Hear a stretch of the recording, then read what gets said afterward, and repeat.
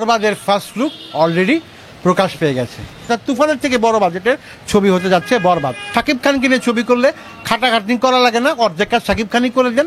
জানেন যে অরণ্য মামুন বাচাল হয়ে কিন্তু দরদের 12টা বাজিয়েছেন, বাচাল হয়ে 12টা বাজিয়েছেন। আমি ওনাকে বলবো একটু কম কথা বলতে, ছবি নিয়ে বেশি ভাবতে। আমার মনে হয় ছবির কাজ বেশি নিয়ে চিন্তা ভাবনা করলে ওনার জন্য ভালো হয়। শাকিব খান যে ছবিতে অভিনয় করে সেই ছবিতে যে পয়সা বা যে টাকা লগ্নি করা হয় সেটা তো উঠে আসে কনফার্ম। তো সুপারস্টার শাকিব খানকে নিয়ে যারা ছবি বানাতে যায় তাদের কিন্তু অর্ধেক কাজ আগেই হয়ে যায়। ছবির নাম বরবাদ, তিনি সব কিছু বরবাদ করতেই আসছেন, তিনি সব কিছু তছনছ করবেন, তিনি তাণ্ডব দেখাবেন, তিনি তুফান ঘটিয়েছেন এবং তিনি বরবাদ করে দেবেন, সব কিছু বরবাদ করে দেবেন। যারা নতুন আসবে বা যারা এখন বর্তমানে রানিং আছে তারপরে তিনি তো সুপারস্টার, তারপরে যারা আছেন সিয়াম, আরেফিন শুভ বা আরও যারা আছেন তাদেরকে সেই রাস্তা ধরে চলতে হবে। অর্থাৎ উনিও বুঝেন যে একটা সময় আমি থাকবো না, কিন্তু আমার দেখানো পথ ধরেই যেন বাংলা ইন্ডাস্ট্রি একটা পর্যায়ে পৌঁছে যায়। সেই তার এই পোস্টটা দেখি আমরা বুঝতে পেরেছি। যদি এটা মোশন পোস্টার ছিল কিন্তু দারুণ ছিল, দারুণ ছিল। এক কথা যদি আপনি আমাকে বলতে বলেন অসাধারণ ছিল। ইন্ডাস্ট্রির তালা পড়েই গেছে, এখন এই তালা একমাত্রই খুলতে পারে যার নাম শাকিব খান। তার ছবি ছাড়া আসলে ইন্ডাস্ট্রির তালা খোলার কোনো সম্ভাবনা নাই। আমরা যেহেতু ফার্স্ট লুক দেখেই ওয়াও বলতে পেরেছি, ছবি দেখে যেন বলতে পারি ওয়াও ওয়াও ওয়াও।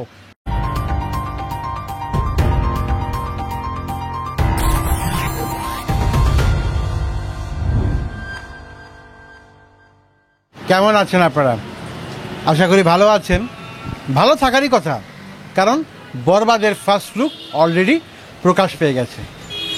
আপনারা জানেন যে সুপারস্টার শাকিব খানের আগামী রোজার ঈদে অর্থাৎ 2025 সালে তিনি যে ছবিটি নিয়ে আমাদের মাঝে আসছেন সেটার নাম হলো বরবাদ। ছবিটি পরিচালনা করেছেন মেহেদী হাসান হৃদয়। আমি ওনার ছোট পর্দার কাজ তেমন একটা দেখি নাই, অনেস্টলি যদি আমাকে জিজ্ঞেস করেন। উনি নাকি অনেক নাটক টাটক বানিয়েছেন এবং অনেক ভালো ভালো কন্টেন্ট উনি বানিয়েছেন। এখন সেই কন্টেন্টগুলি আমি ওরকমভাবে, যেহেতু আমি ছোটো পর্দা ওইভাবে ফলো করি না, আমার দেখা হয়নি। আপনাদের দেখা হলে হয়তো বা জানতে পারবেন বা বুঝতে পারবেন উনি কীরকম নির্মাতা। তো নাটকের নির্মাতারা কিন্তু ভালো চলচ্চিত্র বানায়, কারণ বানিয়েছে না প্রিয়তমা, ঠিক আছে? তো নাটকের নির্মাতারা কিন্তু ভালো চলচ্চিত্র বানায়, সেটা আমরা প্রিয়তমা দিয়েই বুঝেছি। তো আশা করি এখানেও মেহেদী হাসান হৃদয় সাহেব আমাদের নিরাশ করবেন না। এবং তিনি পাশে পেয়েছেন কাকে? সুপারস্টার শাকিব খানকে। তো সুপারস্টার শাকিব খানকে নিয়ে যারা ছবি বানাতে যায় তাদের কিন্তু অর্ধেক কাজ আগেই হয়ে যায়।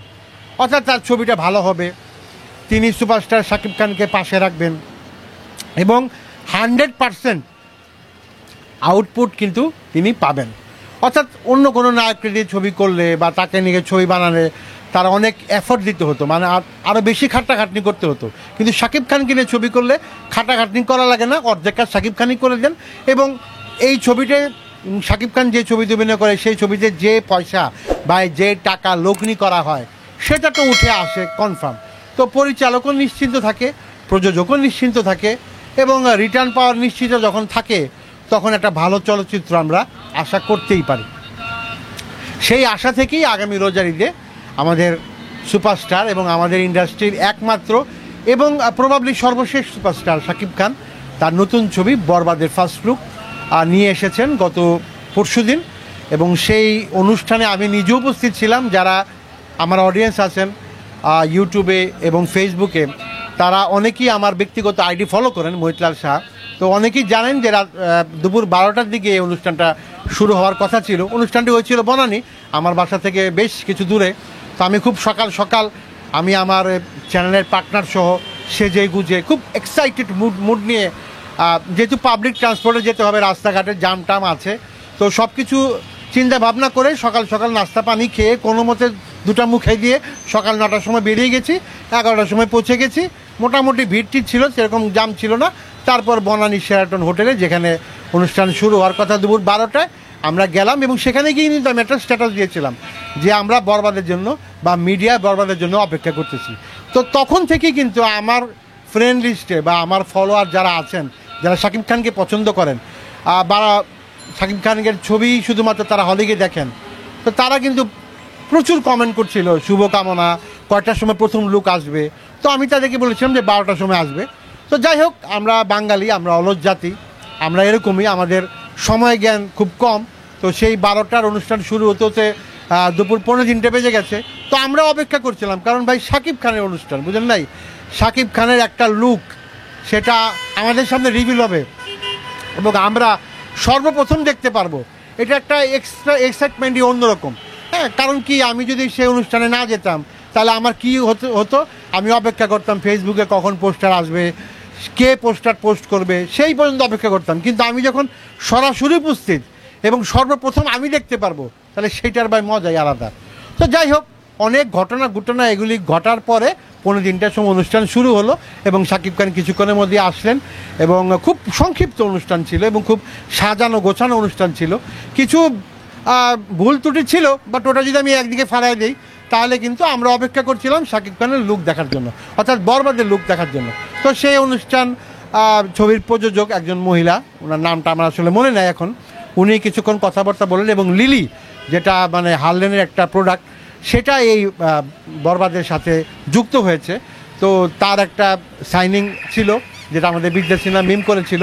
তারপর প্রযোজক কিছু কথাবার্তা বলে এবং শাকিব খান অলরেডি এসে তারপর স্টেজে উঠলেন এবং খুব সুন্দরভাবে তিনি কিন্তু কিছু কথা বলেছেন। এবং এখানে কিন্তু কয়েকটা কথা আপনাদের আমি ফার্স্ট লুক সম্পর্কে বলবো, দুই একটা খুব গুরুত্বপূর্ণ কথা বলেছেন উনি। যে গুরুত্বপূর্ণ কথাটা সব থেকে মানে আমাদের মাথায় নিতে হবে সেটা হলো, উনি একটা কথা বলেছেন যে আমি এই যে বিশ্বের দরবারে বাংলাদেশের চলচ্চিত্রের যে একটা অবস্থান, এটা রাস্তাটা আমি দেখিয়ে গেলাম, এখন পিছনে যারা আসবে তারা আমার রাস্তায় দিয়ে চলে যেতে পারবে।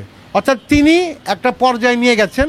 এখন বাকিদের কাজ, মানে যারা নতুন আসবে বা যারা এখন বর্তমানে রানিং আছে, তারপরে তিনি তো সুপারস্টার, তারপরে যারা আছেন সিয়াম, আরেফিন শুভ বা আরও যারা আছেন, তাদেরকে সেই রাস্তা ধরে চলতে হবে। অর্থাৎ উনিও বুঝেন যে একটা সময় আমি থাকবো না, কিন্তু আমার দেখানো পথ ধরেই যেন বাংলা ইন্ডাস্ট্রি একটা পর্যায়ে পৌঁছে যায়। আমি তো একটা পর্যায়ে নিয়েই গেলাম, কিন্তু সেটার জায়গাটা তো ধরে রাখতে হবে, বুঝেন না। এখন আমি এখানে আপনাদের হল লিস্ট দেই, আপনাদের বিভিন্ন বিষয় নিয়ে আলাপ করি, আমি যদি আজকে মরে যাই, উপরওয়ালা যদি আমার ডাক্কা নিয়ে যায়, তো এখানে তো আরেকজন এসে হল লিস্ট দিব, ঠিক না? তো সেই জায়গাটা পূরণ করতে হবে, এটাই বাস্তবতা, এটাই প্রকৃতির নিয়ম। তো উনি কিন্তু এই খুব, আমার কাছে খুব ভালো লাগছে তার এই কথাটা। এবং উনি ওনার যে লুকে, ওনাকে কিন্তু অনেকদিন পরে টুপি ছাড়া দেখলাম, আপনারা লক্ষ্য করেছেন কিনা, উনি কিন্তু প্রায় টুপি পরে এখন আসছেন, কিন্তু ওই দিন আমরা অনেকদিন পর তাকে টুপি ছাড়া বা ক্যাপ ছাড়া তাকে দেখতে পাচ্ছিলাম। অসম্ভব সুন্দর লাগছিল। লিলি কোম্পানি একটা টাই উনি পরেছিলেন, একটা ব্লেজার পরেছিলেন এবং চুলের যে কাটিং, এটা মোটামুটি বরবাদের কাটিং, বোঝাই যায় যে এই লুকেই উনি এই শ্যুটটা করেছিলেন, এই পোস্টারের শ্যুটটা করেছিলেন। তো যাই হোক, উনি 5-6 মিনিট 7 মিনিট কথাবার্তা বলেছিলেন। আমার আইডিতে আমি লাইভ করেছিলাম, যদিও পুরো লাইভটা করতে পারিনি নেটওয়ার্কের সমস্যার কারণে, তো অনেকেই সেগুলি দেখেছেন। তো তারপরে সময় আসলো যে আমরা লুকটা দেখব। তো অনেক অপেক্ষার পরে বিকেলবেলা গিয়ে আমরা লুকটা দেখতে পেলাম, জাস্ট ওয়াও। যদি আমি এক কথায় বলি, জাস্ট ওয়াও। এখানে শাকিব খানকে মানে একটা মানে রুদ্র মূর্তিতে দেখা যাচ্ছে, মানে হাতে পায়ে রক্ত, একটা গোল্ডেন কালারের আংটি পরা আছে, আপনারা দেখবেন, একটা গোল্ডেন কালারের বন্দুক, একটা মার্সিডিজ রয়্যালের উপর পা দেওয়া এবং সাদা রঙের স্যুট টাই পরা এবং এই যে মানে সবাইকে উনি চুপ করতে বলছেন, অর্থাৎ তিনিই রাজত্ব করবেন, তিনিই রাজা, আর কারো কোনো কথা এই পৃথিবীতে চলবে না, এরকম একটা কিছু দিয়েই এই পোস্টারটা রিভিল করা হয়েছে। এবং ছবির নাম বরবাদ। তিনি সব কিছু বরবাদ করতেই আসছেন, তিনি সব কিছু তছনছ করবেন, তিনি তাণ্ডব দেখাবেন, তিনি তুফান ঘটিয়েছেন এবং তিনি বরবাদ করে দেবেন, সব কিছু বরবাদ করে দেবেন এই ছবির মাধ্যমে। এটা আমরা অবশ্যই তার এই পোস্টার দেখে আমরা বুঝতে পেরেছি। যদি এটা মোশন পোস্টার ছিল, কিন্তু দারুণ ছিল। এক কথা যদি আপনি আমাকে বলতে বলেন, অসাধারণ ছিল। এবং এই লুক নিয়ে কিছু সমালোচনা আছে, আমি সমালোচনায় পরে আসছি। আমি এই লুক সম্পর্কে যদি আমাকে ব্যক্তিগতভাবে এক কথায় বলতে বলেন, অসাধারণ। শাকিব খানকে খুব ভালো লাগছে দেখতে। তবে লুকটা কিন্তু মানে এই যে পোস্টারটা রিভিল করা হয়েছে, আমার মনে হয় একটু তাড়াহুড়ার মধ্যে করা হয়েছে, প্রিমিয়াম লুক ছিল না। আপনি যদি একদম প্রিমিয়াম লুকের কথা বলেন, সেটা ছিল না। বাট বাংলাদেশের বর্তমান ইন্ডাস্ট্রির বাস্তবতায় যেটা দরকার সেটা আমরা পেয়েছি। এবং আমরা এখানে হয়তোবা তাকে সাইকো কিলার চরিত্রে দেখতে পারবো এবং এখানে হয়তোবা উনি একটার পর একটা খুন করবেন এবং সাইকোপ্যাথিক কোনো ব্যাপার সেবার এটার ভিতর থাকতে পারে। তবে এখানে আমি পোস্টারে যতগুলি আলোচনা করার প্রশংসা করে ফেললাম, এবার আমি সমালোচনায় চলে যাব। সেটা হলো আমাদের যে পরিচালক মেহেদী হাসান হৃদয়, তিনি যে ছোট পর্দায় অনেক কাজ করেছেন। আমি তাকে ব্যক্তিগতভাবে অনুরোধ করব তিনি যেন অনন্য মামুনের মতো বাচাল হয়ে না যান। আপনারা জানেন যে অনন্য মামুন বাচাল হয়ে কিন্তু দরদের 12টা বাজিয়েছেন, বাচাল হয়ে 12টা বাজিয়েছেন। আমি ওনাকে বলবো একটু কম কথা বলতে, ছবি নিয়ে বেশি ভাবতে। আমার মনে হয় ছবির কাজ বেশি নিয়ে চিন্তা ভাবনা করলে ওনার জন্য ভালো হয়। উনি কিন্তু অলরেডি বিভিন্ন সংবাদ মাধ্যমে সাক্ষাৎকার দিয়েছেন যে উনি অ্যানিমেলের মতো একটা কিছু করতে চেয়েছেন। বাপু এগুলি বলার দরকার নেই আপনার, ঠিক আছে? এই সমস্ত লুক দেখে তখন কিন্তু মানুষ মিলাবে। আপনার যে ছবিটা ভারতে মুক্তি দিবেন, আপনি তো বাংলাদেশে মুক্তি দিবেন, পৃথিবীর বিভিন্ন দেশে মুক্তি দেবেন, তার সাথে আপনি ভারতে মুক্তি দেবেন। এখন আপনি যদি বলে ফেলেন যে আমি অ্যানিমেলের মতো ছবি বানাচ্ছি, ভারতীয় দর্শক কিন্তু সেই ছবি দেখবে না। বাপু কথাবার্তা একটু বুঝে শুনে বললেন। মেহেদী হাসান হৃদয় সাহেব, আপনার যে কাজ আপনি সেটাই করেন, মুখ ফুসকে এমন কিছু বললেন না যেটা নেগেটিভ ইম্প্যাক্ট পড়ে। অলরেডি কিন্তু ভারতের ইউটিউবাররা এটা ধরছে যে আপনি যখন বলবেন যে ভারতের একটা ছবির সাথে আপনার ওইখান থেকে আপনি ইন্সপায়ার হতেই পারেন, হতেই পারেন। এই যে পোস্টারটা দেওয়া হয়েছে বরবাদের, আজ আর এই সপ্তাহে বা পরের সপ্তাহে আপনি যদি মালায়ালাম ইন্ডাস্ট্রি ফলো করেন, মালায়ালাম ইন্ডাস্ট্রিতে একটা ছবি মুক্তি পাবে এই সপ্তাহে বা পরের সপ্তাহে, আমি বলতে পারবো না। একেবারে সেম লুকে একটা পোস্টার এসেছে মালায়ালাম ইন্ডাস্ট্রি একজন নায়কের। ছবির নাম মারাকোলাম না মারুকুলাম এরকম একটা নামটা আমার মনে নাই। তাহলে আমি কি বলবো এটা নকল? অবশ্যই না, ইন্সপায়ার্ড আপনি হতেই পারেন। কিন্তু এখন আপনি যদি বলেন যে অ্যানিমেলের নকল, অ্যানিমেল থেকে নকল করছে, এটা আপনি বলতে পারেন না। ছবি মুক্তি পাক, হলে গিয়ে ছবি দেখি, তারপর তো বলবো। ওই যে বলছিলেন না দরদের সময় যে দরদ হলে গিয়ে দেখবো, তারপরে বলবো লিপস্টিকের নকল কিনা, তারপরে কিন্তু আমি ছবি বানিয়েছি নকল নকল নকল, ঠিক আছে? আমি প্রমাণ করে কথা বলি, আগের থেকে বলার দরকার নাই। কারণ উনি একটা কিছু থেকে ইন্সপায়ার্ড হতেই পারে। এখন আমি এখানে হরলিক্স দিই, আরেক চ্যানেলে আরেকজন যদি এখানে দাঁড়া হরলিক্স নেই, তাহলে আমি বলতে পারবো ওই বেটা তুই তো আমার নকল করে হরলিক্স দিস, আমার তো দেখে দেখে হরলিক্স দিস না, তার চ্যানেলে সে হরলিক্স দিতেই পারে, এটা কোনো ব্যাপারই না, ঠিক আছে? তো উনি বিভিন্ন থেকে ইন্সপায়ার্ড হতেই পারেন, কিন্তু উনি কীরকমভাবে চলচ্চিত্রটা বানিয়েছেন, আসলে ভিতরে কি মশলা আছে সেইটা না দেখা পর্যন্ত কিন্তু আমরা সমালোচনা করতে পারি না।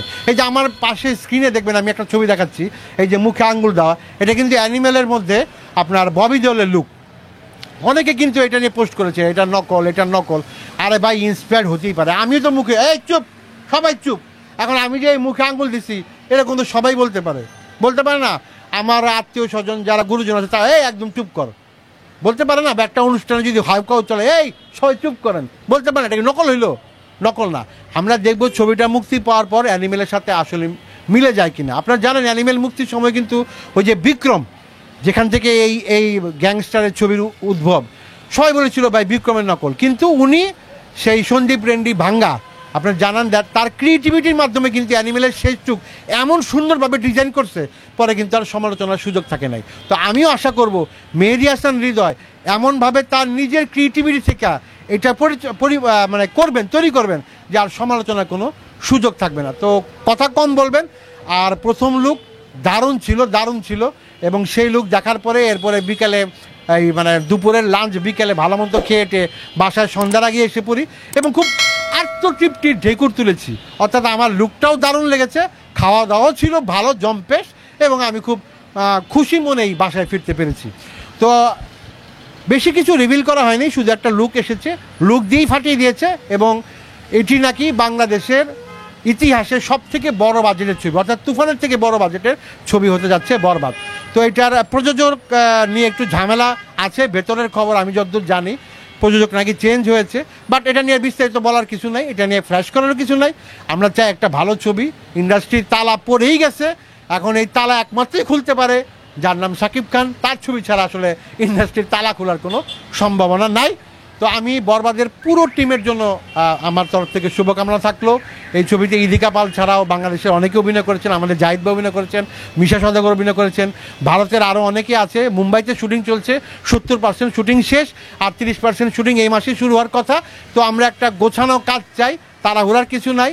তো আমরা যেহেতু ফার্স্ট লুক দেখেই ওয়াও বলতে পেরেছি, ছবি দেখে যেন বলতে পারি ওয়াও ওয়াও ওয়াও, সেই আশা করে আবারও পুরো টিমের জন্য শুভকামনা আমাদের চ্যানেলের পক্ষ থেকে, আমার চ্যানেলের পক্ষ থেকে।